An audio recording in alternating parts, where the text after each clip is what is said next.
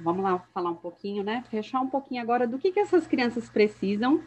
Isso é um universo gigantesco, né? Existe uma pós-graduação inteira que envolve tudo que se fala de tecnologia assistiva, né? Então é muita coisa para a gente discorrer, não tem nem como. Mas pensando na criança que tem paralisia cerebral, existem algumas coisas que são clássicas, eu acredito que não seja nenhuma novidade para vocês, mas que precisa ser muito seguro para a gente entender que tem que estar presente isso na vida da criança, que a gente vai ter que prescrever isso, que a gente vai ter que pedir para a família isso faz parte do cotidiano da criança com PC, tá bom? Acho que esse é a principal questão da gente entender hoje aqui. Antes, quando eu estava fazendo a aula, eu dei uma olhada assim, né? Eu falei, quer pôr uma imagem, né, na apresentação, no primeiro slide, e aí eu caçando algumas imagens, aí eu olhei exatamente isso. Eu falei, gente, é exatamente essa mensagem que eu quero deixar aqui para vocês. Porque tecnologia assistiva é exatamente esse encontro. De um lado, a gente tem o mercado, né? A gente tem o dispositivo, o equipamento, que aí vai oferecer para a gente tecnologia, vai oferecer uma engenharia, uma matemática por trás disso, um design, uma aparência estética, envolve tudo isso. E do outro lado eu tenho a criança, eu tenho o paciente. Eu preciso fazer exatamente essa junção de trazer esse recurso para suprir exatamente a demanda da minha criança com paralisia cerebral. Só que eu preciso entender que essa criança que tem essas demandas, né, que as meninas já destrincharam aí muito bem, nesse universo de tecnologia assistiva, eu também preciso trazer a questão do espaço físico que essa criança está inserida, como é o seu ambiente domiciliar, como é o seu ambiente escolar, e eu preciso entender também a dinâmica, inclusive financeira dessa família. Porque tudo isso, como a Bibi já deu uma sinalizada, envolve custo.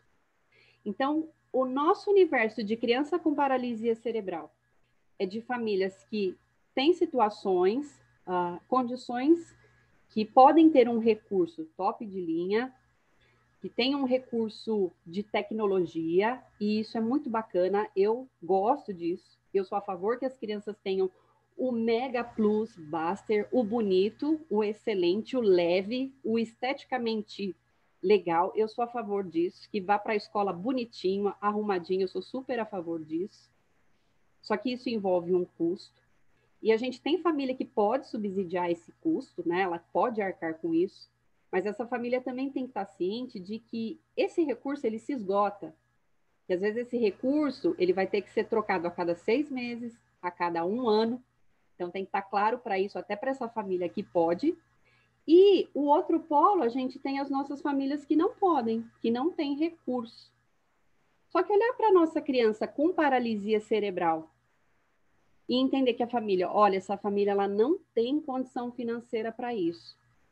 E finalizar essa história aí, isso é um viés e uma incompetência muito grande da parte do terapeuta.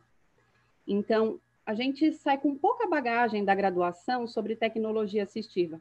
Infelizmente, a gente sai sabendo muito pouco disso. E são poucos terapeutas, inclusive, que mesmo que trabalha dentro da área da reabilitação, que não sabe aquilo que é subsidiado pelo SUS, por exemplo. Então, não é só olhar para a família e falar, olha, essa família não tem condição. Tem muita coisa e coisa boa, de qualidade. Cadeira de rodas, top de linha. Ela é subsidiada pelo SUS. Então, quem que precisa ajudar essa família, orientar e prescrever, então, esses recursos para que isso chegue até a criança? Tanto a criança que tem a situação financeira para adquirir, quanto aquela que vai precisar através do governo. Então, somos nós que estamos nesse caminho aí. E eu queria principalmente vocês pegassem esse recado. Vamos lá. O termo é esse mesmo, não é tecnologia assistida, é assistiva no singular, tá bom? Por quê? Porque, na verdade, ela é uma área de conhecimento. Envolve muita engenharia e outros profissionais também da saúde.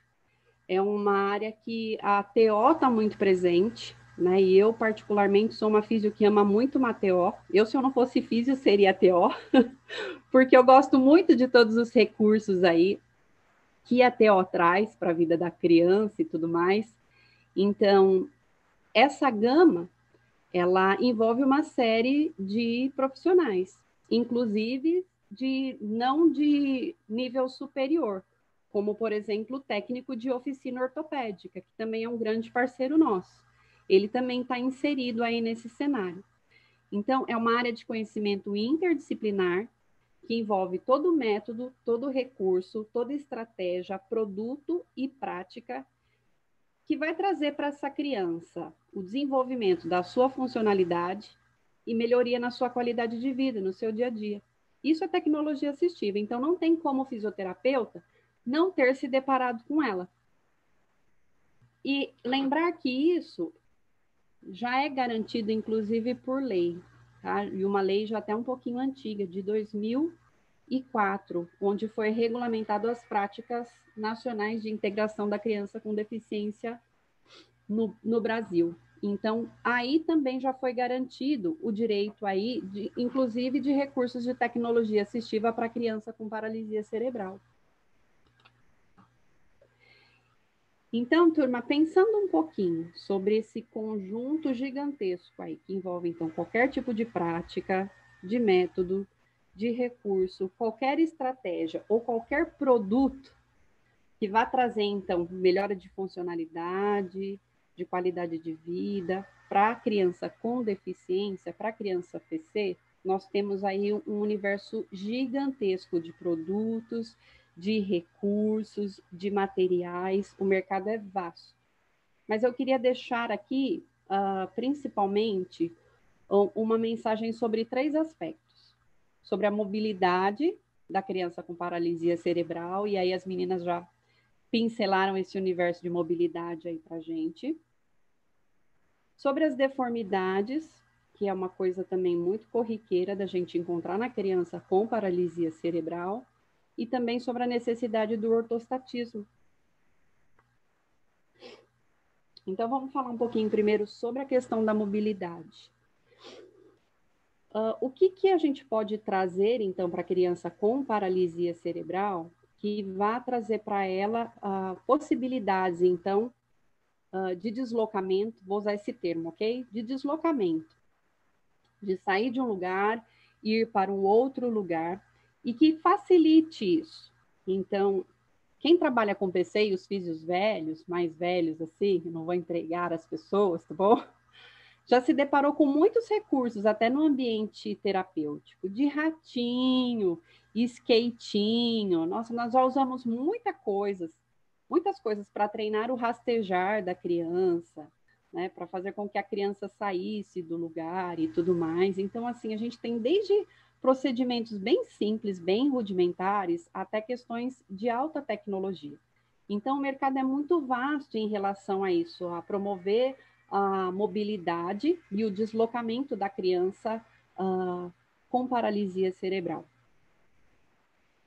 E quando a gente pensa hoje nessa questão de mobilidade, né, isso casa muito bem com aquilo que a Bibi falou para a gente, né, sobre as 5 Fs, é que a gente precisa entender que essa mobilidade precoce, ela precisa ser precoce mesmo.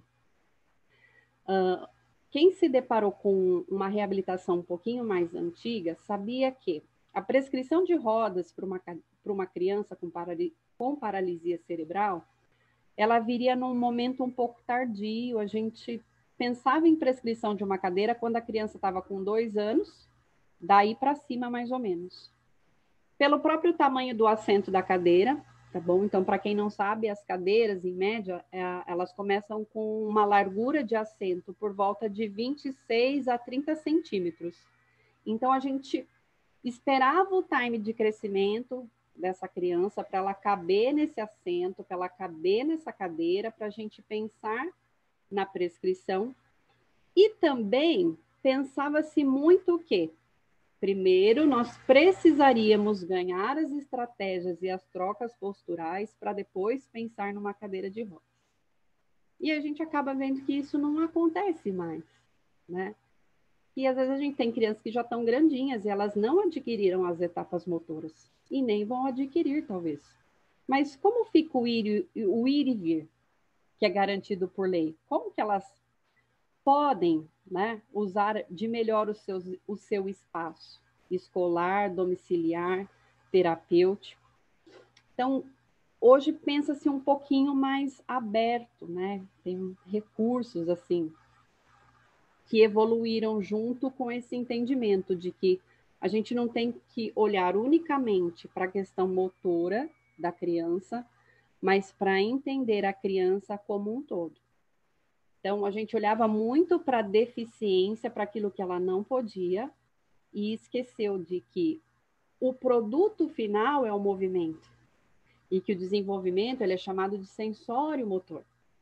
Então, a criança, primeiro, ela recebe informações desse ambiente, e ela devolve isso através de uma resposta adaptativa, que inclusive é o movimento. Né? O movimento é uma resposta adaptativa. Então, quando ela olha um brinquedo, ela deseja ir atrás daquele brinquedo, foi primeiro porque ela visualizou esse brinquedo, ou porque ela ouviu o som sonoro desse brinquedo. Então, a gente tem uma chamada primeiro, um reconhecimento primeiro daquilo que é o ambiente. E depois disso, antes de acionar puramente o movimento, eu tenho outras áreas corticais que são acionadas primeiro. Antes de ir, eu preciso ter o desejo, né, a ideação motora. E depois eu preciso ter o planejamento motor, para que depois o movimento ocorra. Então, hoje, a gente pensa muito mais nesses componentes que fazem parte e não só na performance da locomoção motora puramente acontecendo. Ah, tá indo, tá mexendo, tá acionando uma perna, tá elevando, não está elevando. Mas o que está por trás desse movimento? Qual é o desejo dessa criança em realizar esse movimento? Então, por isso da necessidade da mobilidade precoce, porque hoje a gente sabe que quando a criança, na verdade, ela realiza o movimento, não é um ato motor, mas é um ato motor que está trazendo aquilo que a vontade dela está expressando, que é de brincar, que é de socializar, que é de se divertir, porque criança quer se divertir. Então, não sei se vocês conhecem, né? Existem esses modelos aí dessas cadeirinhas aí chamadas de Fly Children. Esses modelos dessas cadeirinhas, eles ficaram famosos aqui no Brasil, principalmente com as crianças de mielomeningocele, na verdade, mas para criança com mielo, por conta da questão do tronco e da cervical, que é estável, e por conta da paralisia flácida, né, que fica ali, de uma certa maneira, apoiada, sem com que essa criança ela tenha alguns desgastes, né, de tecido mesmo, de partes moles, no deslocamento no solo, né? Porque a gente sabe que o bebê com mielo, muito cedo, por conta do tronco e do membro superior estar preservado, ele se rasteja com muita facilidade. Mas havia muitas lesões, né, de membros inferiores. E aí foi uma das maneiras de pensar como poderíamos colocar esses bebês de uma maneira para se deslocar de forma independente e segura, que não houvesse essa lesão. Mas, se a gente for olhar fora, né, existem bastante crianças com paralisia cerebral que fazem o uso precoce desse tipo de cadeirinha, tá? Não é barata, tá? Ela é cara, ela é bem carinha, e existe um período curto, assim, de vida útil, né? Ela é praticamente para bebês. Depois não há possibilidade de uma adaptação. Então, perdeu, cresceu, perdeu. Então, precisa pensar muito, assim, com a família, se realmente vale a pena o uso de um dispositivo, sabendo que logo, logo isso é perdido, tá? Não tem essa necessidade. Na criança com paralisia cerebral, é importante a gente entender que isso requer que a criança ela precisa, na verdade, do manuseio ativo dos membros superiores, ela precisa ter o controle de tronco e o controle cervical preservado. Então, a gente sabe que não é para toda criança que isso também é possível, ok? Então, se a gente for pensar numa criança que tem um nível GMFCS 4 e 5, não é um dispositivo possível para esse tipo de PC, tá? Devido à instabilidade de tronco e da cervical. Aí eu não sei se vocês viram isso, meninas.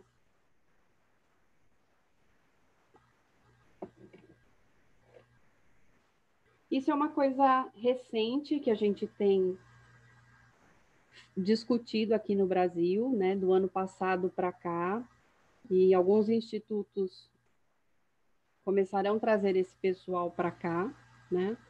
Esse é o projeto Go Baby Go, do pessoal da Universidade de Delaware, lá nos Estados Unidos, e é um projeto de pesquisa muito bacana. Eles mobilizaram a comunidade na tentativa do quê? De que carrinho de brinquedo comum, quando modificado, tornasse uma oportunidade, uma possibilidade para que a criança com uma deficiência física ela pudesse brincar e socializar. E aí, o que é gostoso pensar no objetivo desse projeto? Porque o objetivo principal foi brincar e socializar, né? Então, não foi alinhamento, adequação postural, deixar a criança bonitinha, né, como a gente pensava, mas não. Trazer uma possibilidade de uma forma autônoma e precoce para que essa criança ela possa brincar e socializar. E é interessante pensar isso, porque assim, o brincar é a nossa primeira AVD. A primeira AVD nossa, de todos nós, foi o brincar. Então, é lógico que a gente não olha para o brincar como a terapia ocupacional olha, mas o fisioterapeuta que trabalha com criança, ele sabe da importância do brincar como um recurso terapêutico e ele sabe também a importância do brinquedo. Então, é muito importante a gente entender que no brincar há um desenvolvimento, né, motor, sensorial, cognitivo, uma interação social que é muito importante para a criança. E trazer esses recursos, né, tanto domiciliar quanto terapêutico, eles são extremamente importantes. Outra coisa muito bacana, né, que foge agora um pouquinho, porque eu estou falando de mobilidade, mas quando pensar no brinquedo, o que eu vou trazer de brinquedo na terapia, é pensar muito nas questões causa e efeito, naquele brinquedo que, do jeito que a criança com paralisia cerebral, ela consegue acionar, aquilo traz de volta para ela algum som, alguma atividade luminosa, qualquer coisa que do jeito que ela consiga, ela veja que foi ela que acionou esse mecanismo, foi ela que conseguiu esse resultado. Isso colabora muito para que a criança ela tenha uma satisfação na sua tentativa, né, motora, na sua performance motora. Então, ela olha para aquilo e ela sente prazer naquilo, porque ela vê o resultado do ato motor naquilo. Então, esses recursos são recursos muito importantes. Essa imagem, eu gosto muito dela, porque essa imagem aí é uma foto lá do projeto, e a gente vê basicamente aí dois tipos de PCs, né? Provavelmente, essa menina que está no carrinho, né? A gente olha um PC que até então eu chamava de tetraparético espástico, aí a Ju já falou para mim que não, né? Estou quase 20 anos chamando, aí eu preciso me desconstruir de tudo isso, quero ver como é que eu vou parar de chamar um PC de Didi, né? Vai demorar para eu desconstruir tudo isso, mas eu chego lá. Então, quando a gente olha uma criança que tem uma alteração do controle de tronco, do controle cervical, que tem uma movimentação involuntária, com padrões de fixações presentes, o acionamento, né, de um dispositivo auxiliar para essa criança vai ser exatamente às custas daquilo que ela consegue. Às vezes ela vai usar a espasticidade, Às vezes ela vai usar o seu padrão e a distonia vai entrar. E a gente tinha muito aquela ideia de que a gente tinha que trazer para um padrão normal de movimento. E aí esse projeto foge disso, porque o que ele quer? Ele quer que a criança brinque e que ela socialize. E aí, nesse universo que a gente busca esse padrão normal, a gente para de olhar para isso, de que a criança precisa ser criança. A gente precisa realmente, cada vez mais, buscar esse meio termo de ser reabilitador, de trabalhar o controle motor, mas também de permitir a criança fazer aquilo que ela consegue fazer da maneira que ela consegue fazer. Não é só a questão do motor em si, mas todas as 5 Fs aí que a Bibi trouxe para a gente. A satisfação da criança, a vontade da criança, não é? Então, quando a gente pega essa criança, esse tetra, que ele é preso no seu motor, mas que ele fala com o olhar, né? Tem bebê que é precocemente assim. Motoramente não vai, mas aquele olhar vivo que você vê que toda a cognição, que toda a ideação, que todo o desejo, a parte volutiva da criança, ela está totalmente acesa e ela está com as suas restrições motoras. Somos nós, então, que precisamos oferecer novos caminhos. E esse projeto vem com essa visão, vamos dizer assim, de trazer isso de uma maneira precoce para as crianças. Ainda falando dos pequenos, né, uma outra possibilidade para o deslocamento, para a mobilidade, é o uso dos carrinhos posturais. E os carrinhos posturais, quando geralmente ele entra, né, em quais situações que eu tive que prescrever, né, ou qual tipo de família que deseja muito um recurso como esse? Geralmente são as famílias que têm um bloqueio em relação ao uso da cadeira de rodas, porque como as meninas já falaram, a cadeira de rodas ela denuncia uma deficiência pelo visual já logo à distância, né? Então, de longe você olha a cadeira de rodas e você sabe que tem um deficiente. Então, algumas famílias elas recusam um pouco e elas buscam até fora ou vão nas feiras, na Reatec, elas olham essas coisas e aí elas já vêm para a gente com isso, com o desejo de adquirir alguma coisa assim. E a gente precisa pensar muito se a gente indica ou não.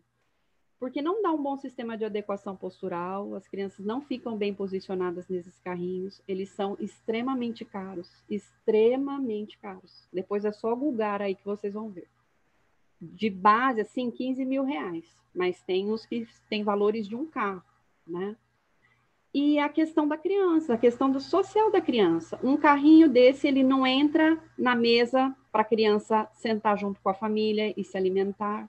Ele não entra na cadeirinha pré-escolar ou da escola, a criança precisa ser retirada e ser colocada num outro recurso de adaptação. Então, precisa pensar muito se isso deve ou não entrar, tá bom? E aí vem o que é mais comum, que é mais corriqueiro, que é a cadeira de rodas. E a cadeira de rodas, o tipo de cadeira, né?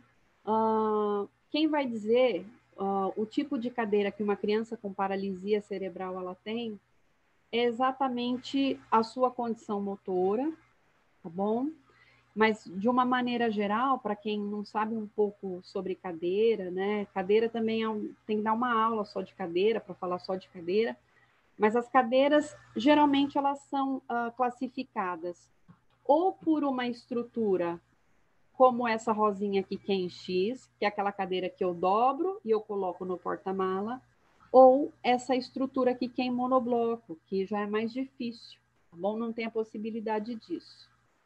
E uma outra coisa muito importante, na paralisia cerebral a gente entender, é que em relação à estrutura, ou essa cadeira ela está fixada em relação ao ângulo assento e encosto, ou ela tem o sistema tilt, que é da possibilidade de inclinar um pouquinho, que é a necessidade que as crianças que têm um nível 4 ou 5 da GM acabam precisando. Porque se eu trouxer essa criança sentada para 90 graus, a cabeça despenca e ela fica muito presa, fixa ao cinto. Então, ela precisa de um sistema de tilt e ela precisa ser posicionada um pouquinho posteriormente, ok? E existem também as cadeiras motorizadas, né? E cadeira motorizada com criança com paralisia cerebral também tem que ter um pouquinho de cuidado. Quais cuidados? Precisa ver a questão cognitiva, tá? Senão a criança sai por aí matando o gato dentro de casa ou atropelando o colega por aí. A cognição precisa ser muito bem, né? Ver a cognição, a maturidade da criança para ver se a criança está ok para ter um dispositivo desse, né? Se ela é capaz do manuseio também do toque. E também lembrar que ela tem um custo também um pouquinho elevado para a nossa população. Em relação à marcha, Ju falou muito bem sobre marcha e tudo mais. Também pensar sobre que tipo de dispositivo auxiliar à marcha que uma criança com paralisia cerebral ela pode utilizar, né? Também uma infinidade de questões no mercado aí para a gente observar. O mais corriqueiro, o mais comum que a gente consegue observar, que a gente prescreve, que a gente utiliza, são as muletas canadenses, né? Muito comum, o PC que evolui para uma marcha com muletas. Geralmente, que tipo de PC é esse? Aquele que é um nível 3 de GMFCS, que o próprio nível já fala para a gente que ele vai precisar de um uso de um aditamento, tá bom? Na fase inicial também da criança, quando a criança ela começa a adquirir o ortostatismo, né, vai começar os primeiros passos, que ainda as estratégias de equilíbrio ela ainda não entrou, né, não está seguro, né, existe alguns riscos aí de queda e tudo mais. Eu acho importante também fazer inicialmente, né, o treino com o uso de muletas. Uma outra coisa que eu acho também muito importante é depois, no pós-operatório das cirurgias ortopédicas, porque lembrando que um pós-operatório, né, claro que às vezes o uso da muleta ela vem com uma coisa momentânea, restrita, depois a criança fica bem e a gente pode tirar o aditamento, mas nesse primeiro momento é muito assim importante que venha mesmo como uma prevenção de risco de queda, né? Lembrar que a questão cirúrgica existe partes moles e parte óssea que a gente precisa ter uma tomada de cuidado e de atenção. E eu sempre falo que se acontecer alguma coisa no pós-operatório, a culpa sempre é do físio, nunca é do médico, né? A corda estoura sempre para o lado fraco. Então é bom a gente ter alguns cuidados, tá bom? Então, como eu gosto muito do treino de marcha fora do ambiente terapêutico, de sair mesmo na calçada com a criança, como a Ju faz, sai pelo tatuapé afora, eu acho que tem que sair, a gente tem que dar essa experimentação de um ambiente não tão controlado, mas de coisas um pouco mais próximas da realidade. Então, eu acho que a muleta também, ela vai bem nessa situação, tá bom? Quando a gente vai prescrever uma muleta ou um andador, o físio precisa também ter atenção um pouquinho na relação do ajuste, porque a gente pega, às vezes, alguma literatura que vai falar, olha, o apoio da manopla ou a altura da manopla, onde se faz a pega, precisa ser mais ou menos na altura do trocânter. Só que essa regra ela é complicada para quando você pega uma pessoa troncuda, um PC troncudo, né? Você deixar no trocânter, ele vai anteriorizar o tronco. Então, eu adoto uma regra de muitos anos atrás, que pelo menos dá muito certo, que é a regra do Dr. Sérgio Lianza, que ele fala, olha, mais ou menos 45 graus de flexão de cotovelo, né? Então, se você deixar mais ou menos ele posicionado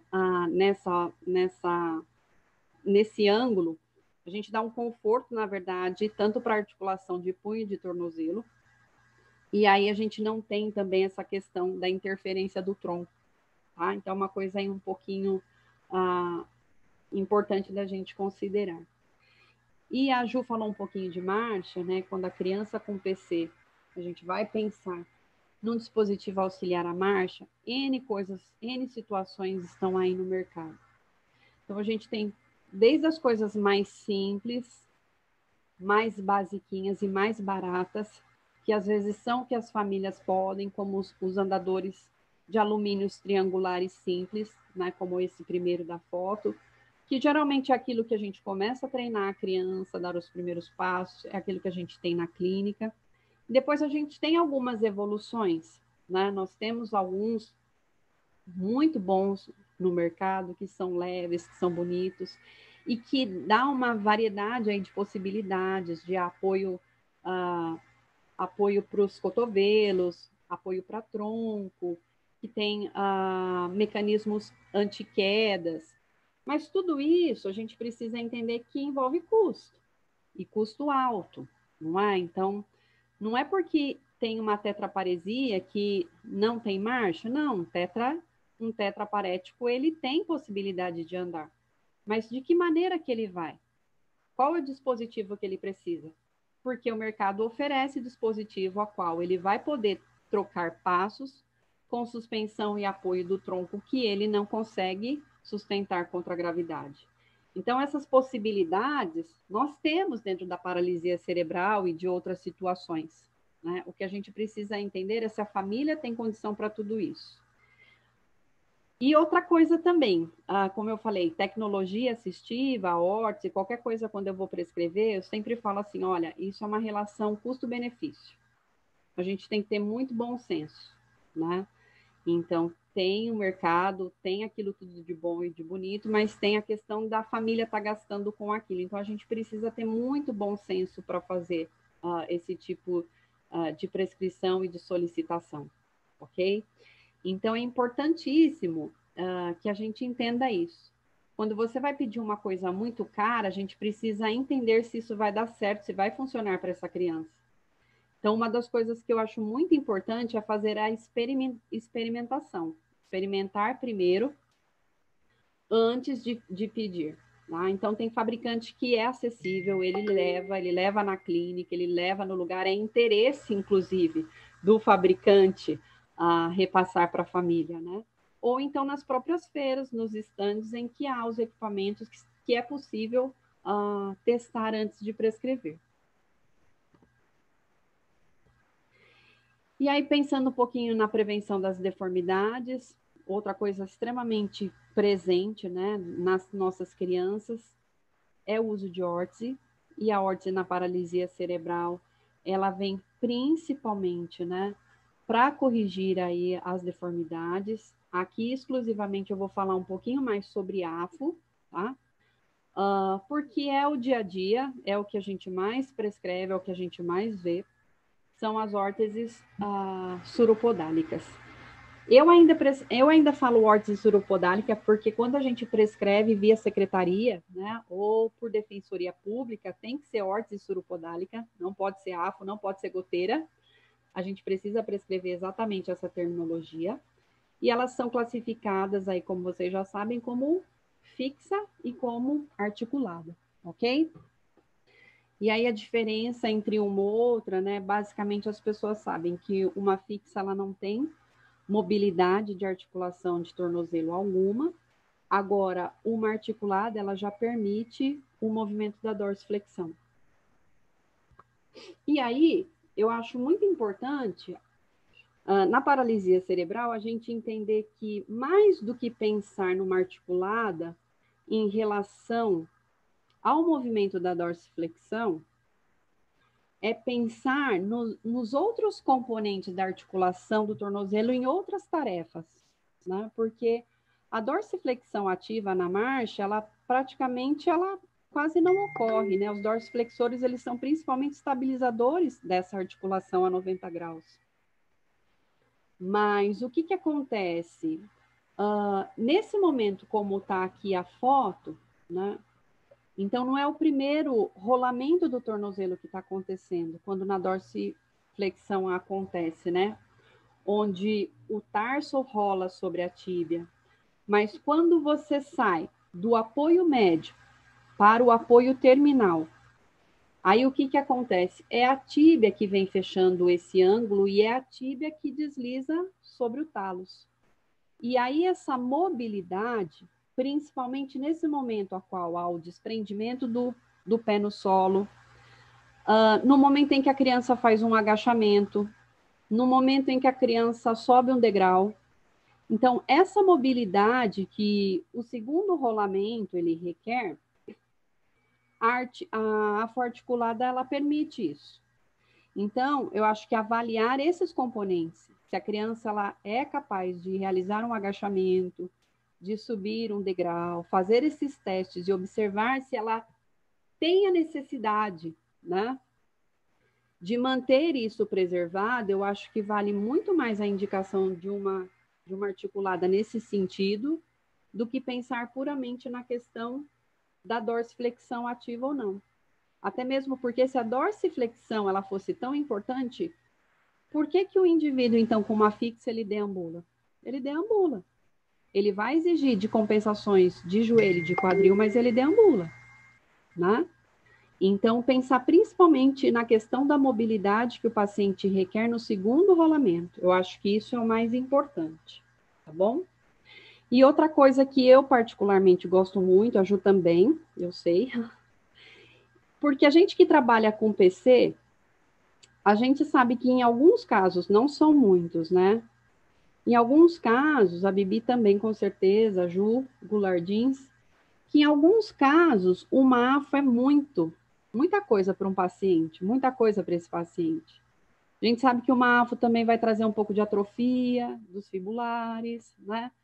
E aí você não quer isso. Então, você sabe que esse pé, ele precisa de uma correção, ele precisa de uma informação, mas aí uma AFO é muito, né? E aí eu acho que nessa situação vale a pena, na paralisia cerebral, a gente pensar numa supramaleolar. Porque a supramaleolar, ela é muito bem indicada, muito bem conhecida na criança hipotônica, na criança que tem síndrome de Down, na criança que tem o pé plano, né? Na criança sindrômica, onde o tônus é baixo.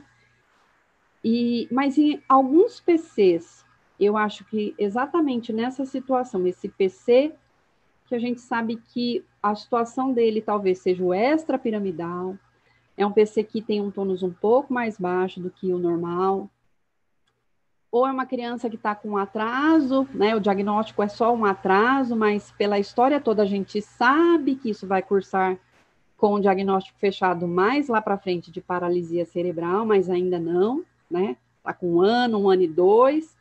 A ressonância, lógico que não sai nada, mas por todo o histórico você fala, não, tem um PC aí, a gente sabe disso.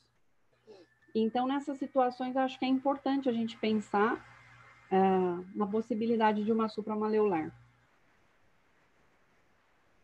Importante também corrigir, porque uma vez que o pé ele continua, né, numa situação de pronação, então isso altera também o padrão de joelho e de quadril e a gente não pode deixar de jeito nenhum, tá? Alinhar para corrigir o joelho valgo e o quadril também.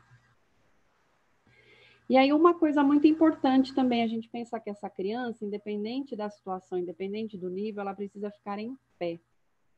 E é muito fácil a criança ficar em pé conosco na fisioterapia, né? A gente tem mão, olhar para tudo isso, você tem os recursos, né? Então, nem precisa ter um aparelho. Se você tiver uma tala de lona, a criança tiver a goteira, você tiver um feijão na sua frente e o físio atrás, a criança fica em pé, alinhada, corrigida, e a gente faz isso muito bem. Mas essa criança precisa ficar em pé em outros momentos também, né, da sua semana, principalmente na sua casa. Então, eu sou a favor da prescrição de um parapódium domiciliar, de um standing table, que a criança tenha algum recurso, que ela faça o ortostatismo com uma maior frequência domiciliar. A gente sabe a série de benefícios que tem no ortostatismo, orgânicos, psíquicos para a criança, e eu acho extremamente importante também a gente considerar isso, tá? Para a criança com paralisia cerebral. Lembrar também que às vezes esse recurso não pode vir sozinho, né? Às vezes precisa da goteira, né? Ou da AFO, precisa da tala de lona para garantir aí o alinhamento. De uma forma geral, gente, acho que é isso, né? Falei que ia falar pouco, mas não tem como falar pouco, tá bom? Então, queria agradecer também a oportunidade, poder falar um pouquinho desse universo aí para vocês.